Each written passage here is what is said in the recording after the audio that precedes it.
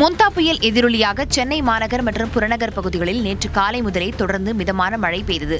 திருவொற்றியூர், ராயபுரம், காசிமேடு, வண்ணார்பேட்டை, வியாசர்பாடி, கொடுங்கையூர், பெரம்பூர், மாதவரம், மணலி உள்ளிட்ட பகுதிகளில் பெய்த மழையால் இதமான சூழல் நிலவியது.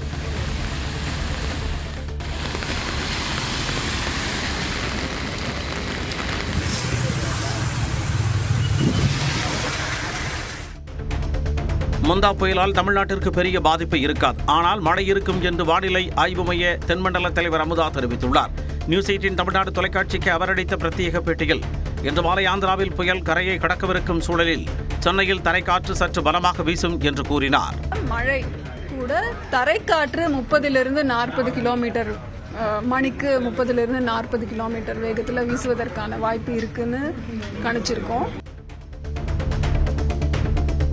வடகிழக்கு பருவமழை தீவிரமடைந்துள்ள நிலையில் சென்னையின் முக்கிய பகுதிகளில் மழை தொடர்பான முன்னேற்பாட்டு பணிகளை துணை முதலமைச்சர் உதயநிதி பார்வையிட்டு ஆய்வு செய்தார். கோடம்பாக்கம் மண்டலம் சூளைமேட்டில் எம்ஜிஆர் கால்வாய் அடையாறு ஆற்றில் சேரும் இடத்தினை ஆய்வு செய்தார். மேலும் தேனாம்பேட்டை மண்டலத்திற்குட்பட்ட விருகம்பாக்கம் கால்வாய் கூவம் ஆற்றில் இணையும் பகுதி மற்றும் கூவமாறு கடலில் கிடக்கும் முகத்துவாரத்தில் மேற்கொள்ளப்பட்டு வரும் தூர்வாரும் பணிகளை பார்வையிட்டார். ராணிப்பேட்டை மாவட்டத்தில் இரவு நேரத்தில் விட்டுவிட்டு கனமழை வெளுத்து வாங்கியது. வாலாஜா, ஆற்காடு, காவேரிப்பாக்கம், சோளிங்கர், அரக்கோணம், நெமிலி உள்ளிட்ட பகுதிகளில் பெய்த மழையால் சாலைகளில் மழைநீர் பெருக்கெடுத்து ஓடியது.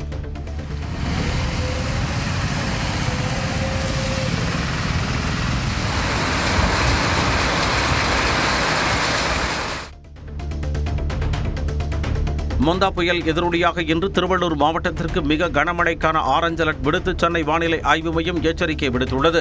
சென்னை, செங்கல்பட்டு, காஞ்சிபுரம், வேலூர், ராணிப்பேட்டை, விழுப்புரம், திருவண்ணாமலை மாவட்டங்களில் கனமழை பெய்யும் என்று தெரிவிக்கப்பட்டுள்ளது. கடலூர், நீலகிரி, தேனி, தென்காசி, கன்னியாகுமரி, கோவை மற்றும் நெல்லை மாவட்டங்களின் மலைப்பகுதிகளில் கனமழை பெய்யும் என்று கணிக்கப்பட்டுள்ளது. மோந்தா புயல் கரையை கடந்ததும் கனமழை முடிவடையும் என்றும் வரும் ஞாயிற்றுக்கிழமை வரை தமிழ்நாட்டில் மிதமான மழைக்கே வாய்ப்பு இருப்பதாகவும் வானிலை ஆய்வு மையம் தெரிவித்துள்ளது. ஆந்திராவில் மோந்தா புயல் முன்னெச்சரிக்கை நடவடிக்கையாக சென்னை, விசாகப்பட்டினம் உள்ளிட்ட பல்வேறு வழித்தடத்தில் ரயில் சேவை ரத்து செய்யப்பட்டுள்ளது. அதேபோல சென்னையிலிருந்து விசாகப்பட்டினம், விஜயவாடா, ராஜமுந்திரி ஆகிய நகரங்களுக்கான விமான சேவை ரத்து செய்யப்பட்டுள்ளது. ஆந்திராவில் 23 மாவட்டங்களுக்கு சிவப்பு மற்றும் ஆரஞ்சு எச்சரிக்கை விடுக்கப்பட்டுள்ளது. இந்த சூழலில் பாதிப்பு அதிகமாக இருக்கும் என கருதப்படும் பகுதிகளில் பொதுமக்கள் வெளியேற்றப்பட்டு பாதுகாப்பான இடங்களில் தங்க வைக்கப்பட்டுள்ளனர். மாநிலம் முழுவதும் 128 மீட்புப் படையினர் தயார் நிலையில் உள்ளனர். ஆந்திர முதலமைச்சர் சந்திரபாபு நாயுடுவுடன் தொலைபேசியில் தொடர்பு கொண்ட பிரதமர் மோடி முன்னெச்சரிக்கை நடவடிக்கைகள் குறித்து கேட்டறிந்தார்.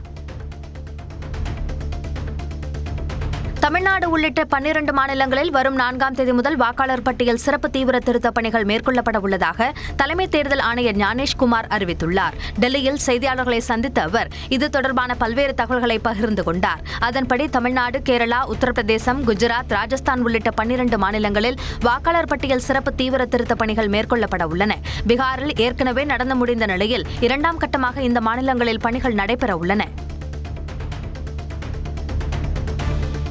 தமிழ்நாடு உட்பட 12 மாநிலங்களில் வீடு வீடாக சென்று வாக்காளர்களை கணக்கெடுக்கும் பணிகள் நவம்பர் 4ஆம் தேதி முதல் டிசம்பர் 4ஆம் தேதி வரை நடைபெற உள்ளன. பணிகள் முடிந்ததும் டிசம்பர் 9ஆம் தேதி வரைவு வாக்காளர் பட்டியல் வெளியிடப்படும். வரைவு வாக்காளர் பட்டியலில் ஏதேனும் ஆட்சேபனை இருப்பின் டிசம்பர் 9 முதல் அடுத்த ஆண்டு ஜனவரி 8ஆம் தேதி வரை தெரிவிக்கலாம். பணிகள் அனைத்தும் முடிந்த பின்னர் பிப்ரவரி 7ஆம் தேதி இறுதி வாக்காளர் பட்டியல் வெளியிடப்படும் என்று தலைமை தேர்தல் ஆணையர் தெரிவித்தார். தமிழ்நாடு உட்பட 12 மாநிலங்களில் வாக்காளர் பட்டியல் பெயர் நீக்கம், சேர்ப்பு ஆகிய பணிகள் நள்ளிரவு முதல் தற்காலிகமாக நிறுத்தப்பட்டன. வாக்காளர் பட்டியல் சிறப்பு தீவிர திருத்த பணிகள் மேற்கொள்ள ஏதுவாக இந்த நடவடிக்கை மேற்கொள்ளப்பட்டுள்ளது. இந்த திருத்த பணிகளை மேற்கொள்ள வாக்குச்சாவடி அதிகாரிகளுக்கான பயிற்சிகள் இன்று தொடங்கும் எனவும் தெரிவிக்கப்பட்டுள்ளது. தகுதியான அனைவரின் பெயர்களையும் பட்டியலில் சேர்க்க இலக்கு நிர்ணயிக்கப்பட்டுள்ள நிலையில் வாக்குச்சாவடி அதிகாரிகள் ஒவ்வொரு வீட்டிற்கு 3 முறை வந்து ஆய்வு செய்வார்கள் எனவும் தெரிவிக்கப்பட்டுள்ளது. தமிழ்நாட்டில் வாக்காளர் பட்டியல் சிறப்பு திருத்த நடவடிக்கை தொடங்க உள்ள நிலையில் கூட்டணி கட்சிகளுடன் முதலமைச்சர் ஸ்டாலின் ஆலோசனை நடத்தினார். பீகாரில் கடும் சர்ச்சைக்கிடையே வாக்காளர் பட்டியல் சிறப்பு திருத்த நடவடிக்கை நடைபெற்ற நிலையில் மக்களின் வாக்குரிமையை பறிக்கும் இந்நடவடிக்கையை கைவிட வேண்டும் என முதலமைச்சர் ஸ்டாலின் எதிர்ப்பு தெரிவித்திருந்தார். இந்நிலையில் அது பற்றி அறிவிப்பு வெளியான நிலையில் அறிவாலயத்தில் முதலமைச்சர் ஸ்டாலின் தலைமையில் அனைத்து கட்சி கூட்டம் நடந்தது. இதில் மதிமுக பொதுச் செயலாளர் வைகோ, இந்திய கம்யூனிஸ்ட் மாநில செயலாளர் வீரபாண்டியன், காங்கிரஸ் கட்சி முன்னாள் மாநில தலைவர் தங்கபாலு, விசிக எம்பி ரவிக்குமார் உள்ளிட்ட பல்வேறு கட்சியினர் பங்கேற்றனர்.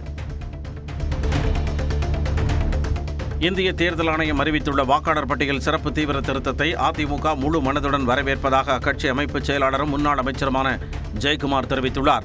இது தொடர்பான அறிக்கையில் 2023ஆம் ஆண்டில் ஈரோடு கிழக்கு இடைத்தேர்தலின் போது அந்த தொகுதியில் வசிக்காத 40,000 பெயர்கள் மற்றும் சுமார் 8,000 இறந்த வாக்காளர்களின் பெயர்களும் வாக்காளர் பட்டியலில் இடம்பெற்றிருந்ததாக தெரிவித்துள்ளார். இந்திய தேர்தல் ஆணையம் இந்த நடவடிக்கையை முறையாகவும் வெளிப்படையாகவும் செய்ய வேண்டும் என்றும் கேட்டுக் கொண்டுள்ளார். தமிழகத்தில் வாக்காளர் பட்டியல் சிறப்பு தீவிர திருத்தம் அவசியமான ஒன்று என மத்திய இணையமைச்சர் எல் முருகன் தெரிவித்துள்ளார். அவர் வெளியிட்டுள்ள அறிக்கையில் தேர்தல் ஆணையம் அறிவிப்பு வெளியாகும் முன்பே தமிழக முதலமைச்சர் மு.க.ஸ்டாலின் வாக்காளர் பட்டியல் சிறப்பு திருத்தத்திற்கு எதிர்ப்பு தெரிவித்ததாக குறிப்பிட்டுள்ளார். தோல்வி பயத்தில் முதலமைச்சர் மு.க.ஸ்டாலின் எதிர்ப்பு தெரிவிப்பதாக விமர்சித்துள்ள அவர், வாக்காளர் தரவு பகுப்பாய்வில் கொளத்தூர் தொகுதியிலும் போலி வாக்காளர்கள் இருப்பதாக கடந்த மாதம் தகவல் வெளியானதாக தெரிவித்துள்ளார். திமுகவினரின் தேர்தல் மோசடி திட்டங்கள் அனைத்தும் தவிடுபொடியாக போகிறது என்றும் எல் முருகன் குறிப்பிட்டுள்ளார். திருச்செந்தூரின் கடலோரத்தில் அலைக்கடல் என கூடிய பக்தர்கள் மத்தியில் சூரசம்ஹார வைபவம் கோலாகலமாக நடைபெற்றது. திருத்தணி கோயிலை தவிர முருகன் அருள்பாலிக்கும் அனைத்து தலங்களிலும் சூரசம்ஹாரம் பக்தி சிரத்தையுடன் கொண்டாடப்படுகிறது. அந்த வகையில் அறுபடை வீடுகளில் 2ஆம் படை வீடான திருச்செந்தூரில் கடந்த 22ஆம் தேதி யாகசாலை பூஜையுடன் கந்தசஷ்டி திருவிழா தொடங்கியது. விழாவின் உச்ச நிகழ்ச்சியான சூரசம்ஹாரம் வெகு விமரிசையாக நடைபெற்றது. சிக்கலில் வேல் வாங்கி செந்தூர் கடற்கரையில் எழுந்தருளிய சுவாமி ஜெயந்திநாதர் சூரபத்மனை வதம் செய்தார். அப்போது கந்தனுக்கு அரோகரா, குமரனுக்கு அரோகரா என பக்தர்கள் விண்ணதிர முழக்கமிட்டனர். முருகனுக்கு அரோகரா, வீரவேல் முருகனுக்கு அரோகரா, ஞானவேல் முருகனுக்கு அரோகரா, வெற்றிவேல் முருகனுக்கு அரோகரா. திருச்செந்தூர் சூரசம்ஹார நிகழ்வையொட்டி 4000 காவலர்கள் பாதுகாப்பு பணியில் ஈடுபட்டனர். மாவட்ட காவல் கண்காணிப்பாளர் ஆல்பர்ட் ஜான் தலைமையில் திருச்செந்தூர் காவல் துணை கண்காணிப்பாளர் மகேஷ்குமார் மேற்பார்வையில் 4000 காவலர்கள், ஊர்காவல் படையினர் மற்றும் கடலோர காவல் படையினர் பாதுகாப்பு பணியில் ஈடுபடுத்தப்பட்டனர். உயர் கோபுரங்கள் அமைத்தும் கண்காணிப்பு கேமராக்கள் பொருத்தியும் கண்காணிப்பு பலப்படுத்தப்பட்டது. எந்தவித அசம்பாவிதங்களும் நடைபெறாத வகையில் காவல்துறையினர் தகுந்த பாதுகாப்பு அளித்தனர். சென்னை வடபழனி ஆண்டவர் கோவிலில் சூரசம்ஹார விழா கொட்டும் மழையிலும் பக்தர்கள் வெள்ளத்தில் நடைபெற்றது. தாரகனின் தலை தரை தமிழகிறது. வெற்றிவேல் முருகனுக்கு அரோகரா, வீரவேல் முருகனுக்கு அரோகரா, ஞானவேல் முருகனுக்கு அரோகரா, வேல் முருகனுக்கு. கந்தசஷ்டி விழாவையொட்டி திருத்தணி கோவிலில் 6 டன் மலர்களால் முருகப்பெருமானுக்கு புஷ்பாஞ்சலி நடைபெற்றது. கடந்த 22ஆம் தேதி தொடங்கிய கந்தசஷ்டி திருவிழாவில் நாள்தோறும் லட்சார்ச்சனை நடைபெற்று வந்தது. அனைத்து முருகன் கோவில்களிலும் சூரசம்ஹாரம் நடைபெற்ற நிலையில் சூரனை வதம் செய்து சினம் தரித்த இடம் திருத்தணி என்பதால் இங்கு மட்டும் மாறாக புஷ்பாஞ்சலி நடைபெற்றது.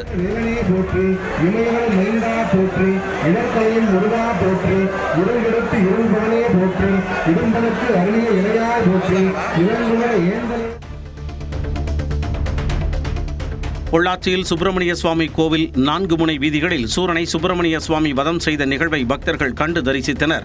திருப்பூர் மங்கலம் அருகே மலைக்கோவில் குழந்தை வேலாயுதசாமி சூரனை வதம் செய்த நிகழ்வினை ஆயிரக்கணக்கான பக்தர்கள் கண்டு களித்தனர். வேலூர் கோட்டையில் ஜலகண்டேஸ்வரர் கோவில் பெருவிழாவில் அசுரர் வீழ்த்தப்பட்ட நிகழ்வை தொடர்ந்து கண்கவர் வான வேடிக்கை நடைபெற்றது. திருவண்ணாமலை வந்தவாசி தேரடி பகுதியில் ஸ்ரீ சண்முகர் சூரசம்ஹார நிகழ்வின் போது ஆயிரக்கணக்கான பக்தர்கள் பரவசத்தில் மூழ்கி முழக்கமிட்டனர். 22% வரை ஈரப்பதம் கொண்ட நெல்மணிகளை கொள்முதல் செய்ய அனுமதிப்பது குறித்து சென்னை தாம்பரம் அடுத்த மணிமங்கலம் நேரடி நெல் கொள்முதல் நிலையத்தில் மத்திய குழுவினர் ஆய்வு செய்தனர். மணிமங்கலம் ஊராட்சியில் உள்ள அரசு நேரடி நெல் கொள்முதல் நிலையத்தில் மத்திய சேமிப்பு மற்றும் ஆராய்ச்சி உதவி இயக்குநர் பிரித்தி தலைமையிலான 3 பேர் கொண்ட குழுவினர் ஆய்வு செய்தனர். சேமிப்பு கிடங்கில் அடுக்கி வைக்கப்பட்டுள்ள 100கணக்கான நெல் மூட்டைகளை ஆய்வு செய்தனர். கிடங்குக்கு வெளியே ஈரப்பதத்தால் விவசாயிகளிடமிருந்து கொள்முதல் செய்யாமல் குவியலாக தார்பாய் மூலம் கொட்டி சேமித்து வைக்கப்பட்டிருந்த நெல்மணிகளை திறந்து அதிலிருந்து மாதிரிகளை ஆய்வுக்காக சேகரித்தனர். மயிலாடுதுறை மாவட்டத்தில் நெல்லின் ஈரப்பதம் குறித்து மத்திய குழுவினர் நேரில் பார்வையிட்டு ஆய்வு செய்தனர். 22% வரை ஈரப்பதம் உள்ள நெல்மணிகளை கொள்முதல் செய்ய அனுமதிக்க வேண்டும் என்ற தமிழ்நாடு அரசின் கோரிக்கையை ஏற்று பல்வேறு மாவட்டங்களில் மத்திய குழுவினர் ஆய்வு செய்து வருகின்றனர். அந்த வகையில் கந்தமங்கலம் கிராமத்தில் உள்ள அரசின் நேரடி நெல் கொள்முதல் நிலையங்களில் ஆய்வு செய்த அதிகாரிகள் விவசாயிகளிடம் குறைகளை கேட்டறிந்தனர். இதனைத் தொடர்ந்து கிழாய், பழையபாளையம், தரங்கம்பாடி, ஆக்கூர் ஆகிய கிராமங்களில் மத்திய குழு ஆய்வு மேற்கொண்டது. தஞ்சாவூர் மாவட்டம் பள்ளியேரி கிராமத்தில் மழையில் நனைந்து நெல் மூட்டைகள் வீணாகி வருவதால் விவசாயிகள் கவலையடைந்துள்ளனர். தீபாவளிக்கு முன்பு பள்ளியேரி சுற்றுவட்டாரத்தில் கொள்முதல் செய்யப்பட்ட நூற்றுக்கணக்கான நெல் மூட்டைகள் தார்பாய் கொண்டு மூடப்பட்டு சேமித்து வைக்கப்பட்டுள்ளன. தற்போது தொடர் மழை காரணமாக நெல் மூட்டைகள் மழையில் நனைந்து அழுகும் நிலை ஏற்பட்டுள்ளது. கொள்முதல் செய்யப்பட்ட நெல்மணிகளை விரைந்து சேமிப்பு கிடங்கிற்கு அனுப்ப விவசாயிகள் கோரிக்கை விடுத்துள்ளனர். திருவள்ளூர் மாவட்டத்தில் தொடர் கனமழை காரணமாக பூண்டி சத்தியமூர்த்தி நீர்த்தேக்கத்திலிருந்து நீர்த்திறப்பு வினாடிக்கு 7000 கன அடியாக உயர்த்தப்பட்டது. 35 அடி உயரம் கொண்ட நீர்த்தேக்கத்தில் நீர்மட்டம் 33.2 அடியை எட்டிய நிலையில் நீர்வரத்து வினாடிக்கு 5500 கன அடியாக இருப்பதால் பாதுகாப்பு கருதி நீர் வெளியேற்றம் அதிகரிக்கப்பட்டது. கொசஸ்தலையாற்றில் வெள்ளம் பாய்ந்தோடுவதால் கரையோர பகுதிகளில் வசிக்கும் பொதுமக்கள் பாதுகாப்பாக இருக்க மாவட்ட நிர்வாகம் எச்சரிக்கை விடுத்துள்ளது. நீர்வரத்து அதிகரிப்பால் குற்றாலத்தில் அருவிகளில் குளிக்க மீண்டும் தடை விதிக்கப்பட்டுள்ளது. அருவிகளில் ஏற்பட்ட வெள்ளப்பெருக்கு குறைந்த நிலையில் கடந்த 7 நாட்களுக்கு பிறகு 5 அருவி மற்றும் புலியருவியில் குளிக்க சுற்றுலா பயணிகள் அனுமதிக்கப்பட்டனர். அதனைத் தொடர்ந்து 10 நாட்களுக்கு பிறகு பிரதான அருவியில் குளிக்க அனுமதி வழங்கப்பட்டது. இந்த நிலையில் மீண்டும் வெள்ளப்பெருக்கு ஏற்பட்டதால் பிரதான அருவி, சிற்றருவி, 5 அருவியில் குளிக்க தடை விதிக்கப்பட்டுள்ளது. இதனால் சுற்றுலா பயணிகள் ஏமாற்றமடைந்தனர். சென்னை அடுத்து திருவேற்காடு அருகே உள்ள தடுப்பணையில் ஆபத்தை உணராமல் இளைஞர்கள் மீன்பிடித்தனர். தொடர் மழை காரணமாக பருத்திப்பட்டு தடுப்பணையில் தண்ணீர் நிரம்பி வடிகிறது. இந்த நிலையில் ஆபத்தை உணராமல் தடுப்பணையில் இளைஞர்கள் வலைகளை வீசி விரால், கெண்டை போன்ற மீன்களை பிடித்தனர்.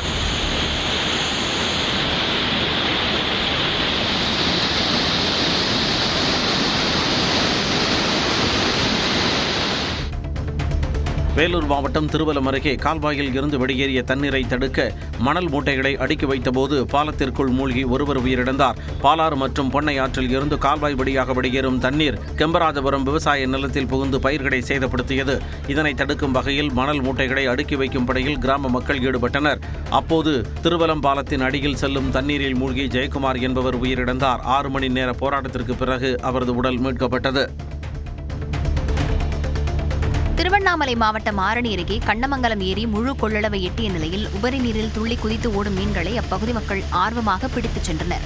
திருவண்ணாமலை மாவட்டத்தில் கடந்த சில நாட்களாக கனமழை பெய்ததால் பல்வேறு நீர்நிலைகளின் நீர்மட்டம் உயர்ந்தது. அதன்படி கண்ணமங்கலம் பெரிய ஏரி முழு கொள்ளளவை எட்டியதால் தடுப்பணையில் உபரி நீரில் மீன்கள் துள்ளி குதித்து வெளியேறுகின்றன. இதனை கண்ட பொதுமக்கள் மீன்களை தூண்டில் போட்டு ஆர்வத்துடன் பிடித்துச் சென்றனர். கரூர் கூட்ட நெரிசலில் சிக்கி உயிரிழந்தவர்களின் குடும்பத்தினரை மாமல்லபுரத்திற்கு வரவழைத்து தாவேகா தலைவர் விஜய் ஆறுதல் கூறினார். கரூர் தாவேகா பரப்புரை நெரிசலில் சிக்கி குழந்தைகள் உட்பட 41 பேர் பரிதாபமாக உயிரிழந்தனர். இந்த சம்பவத்தை தொடர்ந்து தாவேகா சார்பில் உயிரிழந்த குடும்பத்தினருக்கு தலா 20 லட்சம் ரூபாய் நிவாரணமாக வழங்கப்பட்டது. தாவேகா தலைவர் விஜய் நேரில் சென்று உயிரிழந்தவர்களின் குடும்பத்தினரை சந்திக்க முடியாத சூழலில் மாமல்லபுரத்திற்கு பாதிக்கப்பட்டவர்களை வரவழைத்து சந்தித்தார். 37 பேரின் குடும்பங்களை தனித்தனியாக சந்தித்த அவர் ஆறுதல் கூறியதோடு அவர்களது கோரிக்கைகளை கேட்டறிந்தார். காலை 9:30 மணிக்கு தொடங்கிய இந்த சந்திப்பு மாலை 5:55 மணி வரை சுமார் 8 மணி நேரம் நடந்தது. விஜய் நேரில் வர வேண்டுமென கூறி கரூர் கூட்ட நெரிசலில் சிக்கி உயிரிழந்த ரமேஷின் மனைவி விஜய் நிவாரணமாக அளித்த 20 லட்சம் ரூபாயை திருப்பி அனுப்பியுள்ளார். தங்கள் பெயரை தவறாக பயன்படுத்தி தங்களுக்கு பதிலாக வேறு யாரோ மாமல்லபுரம் சென்று வந்திருப்பதாகவும் சங்கவி குற்றம் சாட்டியுள்ளார். எனக்கு பெருசா எதிர்பார்க்கணும் சார். நான் பணத்தை எதிர்பார்க்கல. பணத்தினால என் கணவனோட உயிரை யாராவது திருப்பி கொடுக்க முடியாது. நேரில் வரணும். நாங்களா போக விருப்பம் இல்லை. என் விருப்பம் இல்லாமல் போட்டிருக்காங்கன்னு சொல்லி நான் திரும்பி மேனேஜர் லெட்டர் கொடுத்து ரிட்டர்ன் பண்ணிட்டேங்க சார். சினிமாவில் நடிப்பதை மட்டுமே நாட்டை ஆள்வதற்கான தகுதியாக மக்கள் கருதினால் அது கொடுமையானது என நாம் தமிழர் கட்சியின் தலைமை ஒருங்கிணைப்பாளர் சீமான் தெரிவித்துள்ளார். மதுரையில் செய்தியாளர்களிடம் பேசியவர் திரை கவர்ச்சியில் மூழ்கியுள்ள தமிழ் இளம் தலைமுறையினர் விழிப்புற்று எழ வேண்டும் என்றும் கூறினார். ஒப்பனையை அளித்த உடனேயே அரியணை. நீங்கள் நடிக்கும் போது நோட்டை கொடுப்போம் வாழ்வதற்கு, நடிக்கிறதை நிறுத்திட்டால் நாட்டை கொடுப்போம் ஆள்வதற்கு அப்படிங்கிற ஒரு கோட்பாடு இருக்கு. பிறகு நிலைப்பாடு இதை இந்த அறிவார்ந்த தமிழ் சமூகம் ஏற்கிறார். அப்ப இந்த போக்கிலிருந்து இந்த திரைக்கவர்ச்சியில மூழ்கி கிடக்கிற தமிழ் இளம் தலைமுறையினர் விழிப்புற்று எழணும். கரூர் கூட்ட நெரிசல் தொடர்பாக சிபிஐ சம்மன் ஏதும் அனுப்பவில்லை என்று தாவேகா இணை பொதுச் செயலாளர் நிர்மல்குமார் தெரிவித்துள்ளார். மருது சகோதரர்களின் குரு பூஜையையொட்டி காளையார் கோவில் நினைவிடத்தில் நிர்மல்குமார் மரியாதை செலுத்தினார். பின்னர் செய்தியாளர்களிடம் பேசிய அவர் நீதிமன்ற உத்தரவு வந்தவுடன் விஜயின் அடுத்த சுற்றுப்பயணம் தொடங்கும் என்றார். இதுவரைக்கும் சம்மன் நாங்கள் ரிசீவ் பண்ணல, வரல. அது எங்கேருந்து ரூமர்னா என்னன்னு தெரியல. கண்டிப்பாக வந்தால் நானும் எங்களுடைய பொதுச் செயலாளரும் நேரில் ஆஜராகி எங்களுடைய தரப்பு விளக்கத்தை கண்டிப்பாக கொடுப்போம். அரசியல் கட்சி தலைவர்களின் ரோட் ஷோ நிகழ்ச்சிகளுக்கு அனுமதி வழங்குவது தொடர்பான வழிகாட்டு நெறிமுறைகளை 10 நாட்களுக்குள் சமர்ப்பிக்க தமிழ்நாடு அரசுக்கு சென்னை உயர்நீதிமன்றம் உத்தரவிட்டுள்ளது. அரசியல் கட்சிகளின் நிகழ்ச்சிகளுக்கு வழிகாட்டு நெறிமுறைகளை வகுக்க உத்தரவிடக் கோரி தாக்கல் செய்யப்பட்ட மனுக்களை விசாரித்து தலைமை நீதிபதி அமர்வு இந்த உத்தரவை பிறப்பித்தது. புதிய விதிமுறைகளை வகுக்கும் வரை எந்த கட்சிக்கும் அனுமதி வழங்கப்படாது என்று அரசு வழக்கறிஞர் கூறிய நிலையில் இது அரசியல் கட்சிகளின் அடிப்படை உரிமைகளை பறிப்பதாகாதா என கேள்வி எழுப்பினர். வழிகாட்டு நெறிமுறைகளை வகுக்காவிட்டால் நீதிமன்றம் உத்தரவு பிறப்பிக்க நேரிடும் என்றும் எச்சரித்தனர். திமுக மற்றும் காங்கிரஸ் இடையேயான கொள்கை உறவு இந்தியாவின் எதிர்காலத்தை காப்பாற்றும் என்று முதலமைச்சர் மு க ஸ்டாலின் தெரிவித்துள்ளார். சென்னை அண்ணா அறிவாலயத்தில் நடைபெற்ற விருதுநகர் காங்கிரஸ் நிர்வாகி இல்ல திருமண விழாவில் பங்கேற்று பேசிய அவர் இதனை தெரிவித்தார். இந்த இரண்டு அரசியல் இயக்கங்களுக்கு இடையில் ஏற்பட்டிருக்கக்கூடிய இந்த புரிதலும் கொள்கை உறவும் நிச்சயம் இந்த நாட்டினுடைய எதிர்காலத்தை காப்பாற்றும், அது உறுதி. அதிமுக உள்ளிட்ட எதிர்க்கட்சிகள் பிரிந்து கிடப்பதால் திமுக மீண்டும் ஆட்சி அமைக்க வாய்ப்புள்ளதாக மக்கள் கருதுவதாக முன்னாள் முதலமைச்சர் ஓ பன்னீர்செல்வம் தெரிவித்துள்ளார். சிவகங்கை மாவட்டம் காளையார்கோவிலில் குரு பூஜையையொட்டி மருது சகோதரர்களின் நினைவிடத்தில் மரியாதை செலுத்திய பின்னர் செய்தியாளர்களிடம் பேசிய அவர் இதனை தெரிவித்தார். எல்லா எதிர்கட்சிகளும் பிரிஞ்சு கிடக்குது. பிரிஞ்சு இருக்கும்போது அவருக்கு வாய்ப்பு இருக்குன்னு பொதுமக்கள் பேசுகிறாங்க, நான் பேசுறேன். குடியரசு துணைத் தலைவர் சி.பி. ராதாகிருஷ்ணன் வருகையொட்டி கோவையில் முக்கிய இடங்களில் ட்ரோன்கள் பறக்க தடை விதிக்கப்பட்டுள்ளது. மாவட்ட நிர்வாகம் வெளியிட்ட அறிக்கையில் கோவை மாவட்டத்திற்கு இன்று குடியரசு துணைத் தலைவர் வர இருக்கும் நிலையில் பாதுகாப்பு கருதி கொடிசியா, ரெட் பில்ஸ், நகர்மன்றம், பேரூர் மற்றும் வடபள்ளி மருதமலை ஆகிய பகுதிகளில் ட்ரோன்கள் பறக்க தடை விதிக்கப்பட்டுள்ளது. சிவகங்கை மாவட்டம் காரைக்குடி அருகே பாஜக நிர்வாகி வெட்டி கொலை செய்யப்பட்டார். அரியக்குடி பகுதியைச் சேர்ந்த பழனிக்குமார் பாஜக சாக்கோட்டை ஒன்றிய செயற்குழு உறுப்பினராக இருந்து வந்தார். கட்டுமான ஒப்பந்ததாரராக இருந்தவர் நண்பகல் பொன்னகர் அருகே இருசக்கர வாகனத்தில் சென்று கொண்டிருந்தார். அப்போது பழனிக்குமாரை வழிமறித்த கும்பல் அவரை வெட்டி கொலை செய்துவிட்டு தப்பி ஓடியது. நிகழ்விடத்திற்கு சென்ற காவல்துறையினர் உடலை கைப்பற்றி விசாரணை மேற்கொண்டு வருகின்றனர். மதுரை மீனாட்சியம்மன் கோயில் அருகே சாக்கு மூட்டையில் கிடந்த 17,50,000 ரூபாயை காவல் நிலையத்தில் ஒப்படைத்த பெண்ணுக்கு பாராட்டுகள் குவிகின்றன. சிம்மக்கல் பகுதியைச் சேர்ந்த செல்வராணி என்பவர் மீனாட்சியம்மன் கோயிலில் சாமி தரிசனம் செய்ய செல்லும் வழியில் வக்கீல் புதுத்தெரு சந்திப்பில் சாலையில் சாக்கு மூட்டை ஒன்று கிடப்பதை பார்த்துள்ளார். அதில் கட்டுக்கட்டாக பணம் இருப்பது தெரியவந்ததை அடுத்து காவல்துறையிடம் ஒப்படைத்தார். சாக்கு மூட்டையிலிருந்த 17,50,000 ரூபாயை ஒப்படைத்த செல்வராணியின் நேர்மையை காவலர்கள் பாராட்டினர். கன்னியாகுமரி மாவட்டம் நாகர்கோவில் அருகே நெல் அறுவடை இயந்திரத்தில் சிக்கிய இளைஞர் உயிரிழந்தார். புடியன்விளை பகுதியைச் சேர்ந்த கண்ணா என்பவர் டிராக்டர் ஓட்டுநராக பணியாற்றி வந்தார். இவர் சந்தைவிடை பகுதியில் அறுவடை இயந்திரத்தை சுத்தம் செய்யும் பணியில் ஈடுபட்ட போது இயந்திரத்தில் அவரது உடல் சிக்கி நிகழ்விடத்திலேயே உயிரிழந்தார். கழுத்தில் அணிந்திருந்த துண்டு மூலம் அவர் இயந்திரத்தில் சிக்கிக் கொண்டது தெரியவந்தது. சேலம் மாவட்டம் தாரமங்கலம் அருகே ஆசிரியரை தாக்கிய மாணவர் மீது வன்கொடுமை தடுப்புச் சட்டத்தின் கீழ் வழக்கு பதிவு செய்யப்பட்டுள்ளது. அமரக்குந்தியில் உள்ள அரசு மேல்நிலைப் பள்ளியில் பயிலும் 12ஆம் வகுப்பு மாணவர்கள் இருவர் சண்டையிட்டதை உடற்கல்வி ஆசிரியர் முத்துச்சாமி தடுத்துள்ளார். தனது பெற்றோரை அழைத்து வந்த மாணவர் ஆசிரியர் முத்துச்சாமியை மிரட்டியதோடு அவரது சட்டையை கிழித்து கடுமையாக தாக்கியதாக தெரிகிறது. இதனையடுத்து சம்பந்தப்பட்ட மாணவர் மீது காவல் நிலையத்தில் புகார் அளிக்கப்பட்டது. அதன் பேரில் வன்கொடுமை தடுப்புச் சட்டம் உள்ளிட்ட 3 பிரிவுகளின் கீழ் வழக்கு பதிவு செய்யப்பட்டது. கடலூர் மாவட்டம் நெய்வேலி அருகே சிறுவனை தெருநாய் ஒன்று துரத்திச் சென்று கடித்த சம்பவம் அதிர்ச்சியை ஏற்படுத்தியுள்ளது. சக்தி நகரைச் சேர்ந்த மோகன் என்பவரின் மகன் தெருவில் விளையாடிக் கொண்டிருந்த போது தெருநாய் ஒன்று அவரை துரத்தியுள்ளது. இதனால் அச்சமடைந்த சிறுவன் ஓட முயன்றபோது துரத்திச் சென்ற நாய் அவரை கடித்துள்ளது. வலியால் சிறுவன் அலறிய சத்தத்தை கேட்டு வீட்டிலிருந்த பெண் ஒருவர் நாயை விரட்டி சிறுவனை காப்பாற்றியுள்ளார். இந்த சம்பவத்தின் சிசிடிவி காட்சி தற்போது வெளியாகியுள்ளது.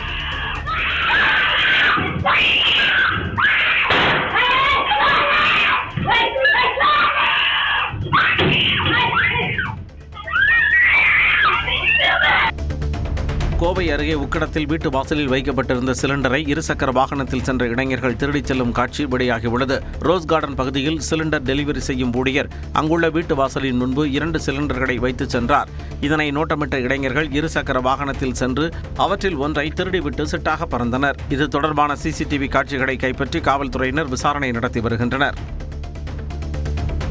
சென்னையை அடுத்த திருவேற்காட்டில் டாஸ்மாக் கடை முன்பு ஏற்பட்ட மோதலில் நண்பரை பாட்டிலால் குத்தி கொலை செய்த நபர் கைது செய்யப்பட்டார். செல்லியம்மன் நகரைச் சேர்ந்த நண்பர்களான விக்னேஷ், கருணாகரன் ஆகியோர் கோலடியில் உள்ள டாஸ்மாக் கடைக்கு மது அருந்த சென்றனர். அப்போது கடை மூடியிருந்ததால் கள்ளச்சந்தையில் மது வாங்கி அருந்தியதாக தெரிகிறது. இதில் இருவருக்கும் இடையே ஏற்பட்ட தகராறில் மது பாட்டிலை உடைத்து கருணாகரன் விக்னேஷ் கழுத்தில் குத்தியதாக கூறப்படுகிறது. இதனையடுத்து அவரை மீட்டு மருத்துவமனைக்கு அனுப்பி வைத்த நிலையில் அவர் ஏற்கனவே இறந்துவிட்டது தெரியவந்தது.